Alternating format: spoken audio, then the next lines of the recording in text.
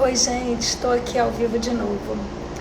Fiz a leitura de um texto do Freud aqui ao vivo para deixar gravado no meu feed, mas perdi o vídeo. Então eu vou fazer a leitura de um texto que também eu trabalhei bastante na época da minha dissertação do mestrado, onde eu trabalhei a interlocução da psicanálise com a educação e que toquei um pouco, no tema da formação de professores e do lugar, da importância dos professores, da marca que os professores deixam nas nossas vidas. E esse texto do Freud é um texto de 1914, em que Freud é uma carta, uma redação, como ele diz aqui, que ele foi convocado a fazer em homenagem ao aniversário do colégio onde ele estudou. E ele então escreve esse texto falando do lugar e da importância dos mestres, dos professores.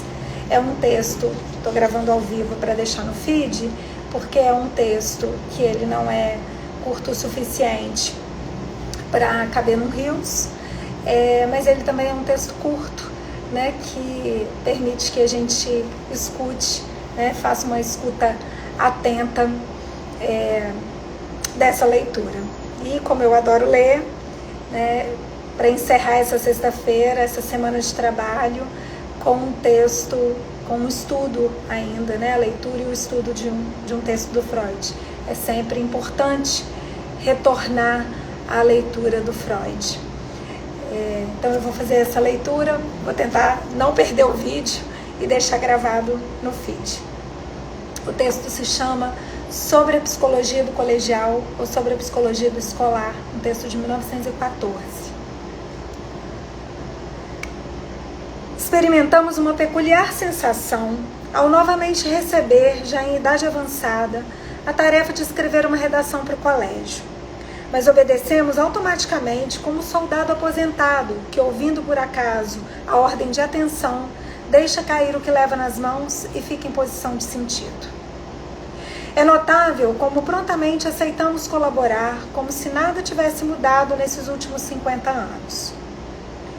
Entretanto, envelhecemos, achamo-nos perto dos 60 anos, e tanto o que sentimos em nosso corpo, como o que enxergamos no espelho, mostram inequivocamente o quanto já se consumou o lume de nossa vida.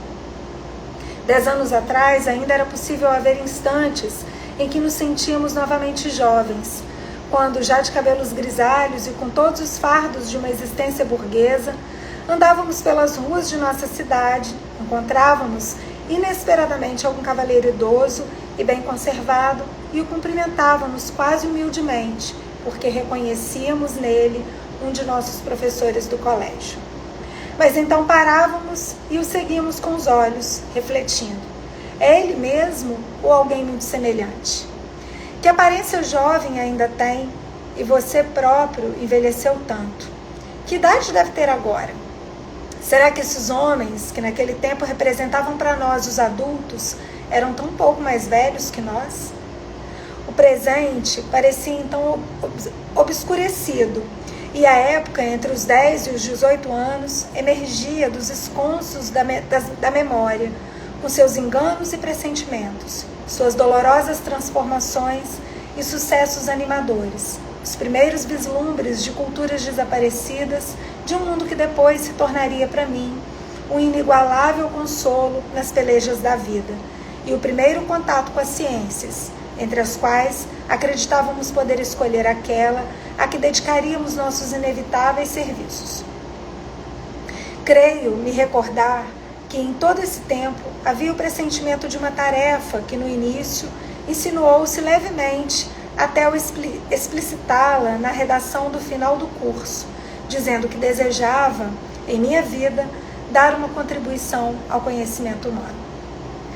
Depois me tornei médico, mais exatamente psicólogo, e pude criar uma nova disciplina psicológica chamada psicanálise, que atualmente atrai a atenção e desperta louvor e censura entre médicos e pesquisadores de países próximos e distantes, mas muito pouco naturalmente em seu próprio país de origem.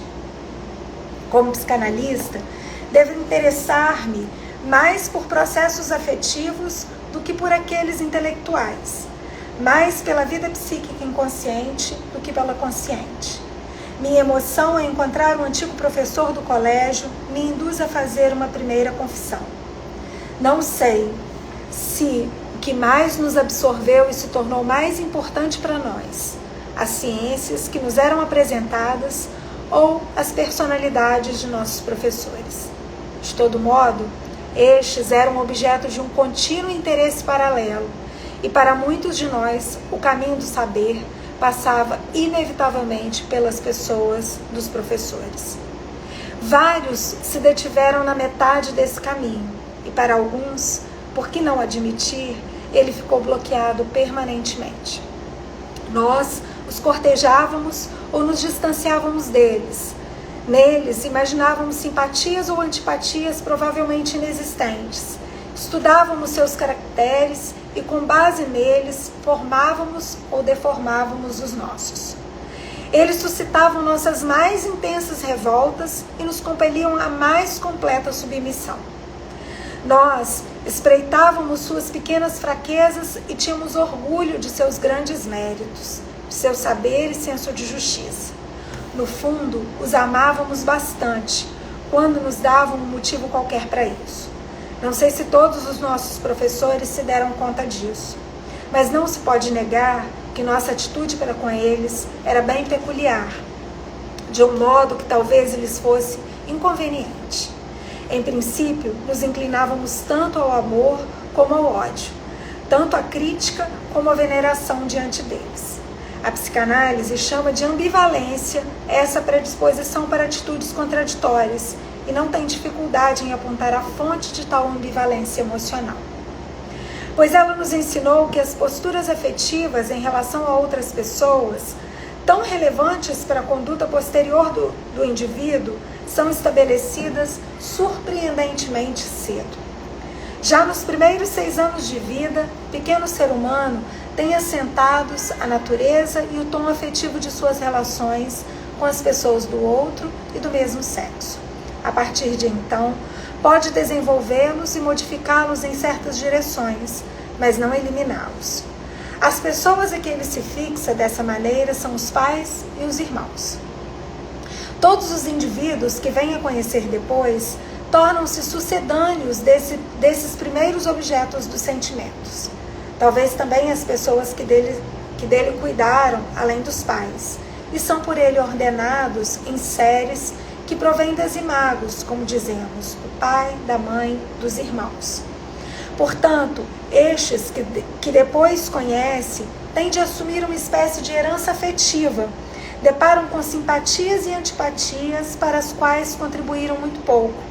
Todas as futuras escolhas de amizades e amores sucedem a partir de traços minêmicos deixados por aqueles primeiros modelos. Entre as imagos de uma infância que geralmente não mais se conserva na memória, nenhuma é mais importante para um jovem ou um homem do que a de seu pai. A necessidade orgânica introduziu nessa relação uma ambivalência afetiva que encontramos expressa do modo mais comovente no mito grego do Édipo. O garoto pequeno tem de amar e admirar seu pai, que lhe parece o mais forte, o melhor, o mais sábio dos seres. O próprio Deus é uma elevação dessa imagem do pai, tal como ela se apresenta na psique infantil. Mas logo aparece o outro lado desse relacionamento afetivo. O pai é também percebido como o poderoso perturbador da vida pulsional. Torna-se um modelo que não apenas se quer imitar, mas também liquidar, a fim de lhe tomar o lugar. O impulso afetuoso e o hostil em relação ao pai persistem lado a lado, muitas vezes por toda a vida, sem que um elimine o outro. Nessa coexistência de opostos, se acha o caráter disso que denominamos ambivalência emocional. Na segunda metade da infância, vem a ocorrer uma mudança nessa relação com o pai, mudança cuja magnitude é difícil imaginar. O garoto começa a lançar o olhar além de sua casa, para o mundo real lá fora, e inevitavelmente faz descobertas que solapam sua elevada estima original do pai e promovem seu desprendimento desse primeiro ideal. Vê que o pai não é o homem mais poderoso, mais sábio, mais rico, fica insatisfeito com ele, aprende a criticá-lo e a classificá-lo socialmente e o faz pagar caro, geralmente, a decepção que ele lhe causou. Tudo de promissor, mas também tudo de chocante que caracteriza a nova geração tem por condição esse desprender-se do pai. É nessa fase de desenvolvimento do jovem que ele entra em contato com os mestres. Agora, entendemos nossa relação com os professores do colégio. Esses homens, que nem eram todos pais de família, tornaram-se para nós sucedâneos do pai. Por isso nos pareciam mesmo, quando ainda eram jovens, tão amadurecidos e inalcançavelmente adultos. Nós transferíamos para eles o respeito e as expectativas ligadas ao pai onisciente da infância. E nos punhamos a tratá-los como nossos pais em casa. Manifestávamos diante deles a ambivalência que havíamos adquirido na família. E nessa atitude lutávamos com eles como estávamos habituados a lutar com nossos pais carnais. Sem levar em conta as vivências infantis e a vida familiar, nossa conduta ante os professores seria incompreensível, mas tampouco seria desculpável. Como colegiais, também tivemos outras experiências, não menos importantes, com sucessores de nossos irmãos, os nossos colegas. Mas essas deveriam ser examinadas em outra ocasião. No jubileu da escola, nossos pensamentos se voltam para os professores. Fica a leitura desse texto, que está aqui no volume 11 da coleção das obras completas do Freud, da Companhia das Letras, um texto de 1914.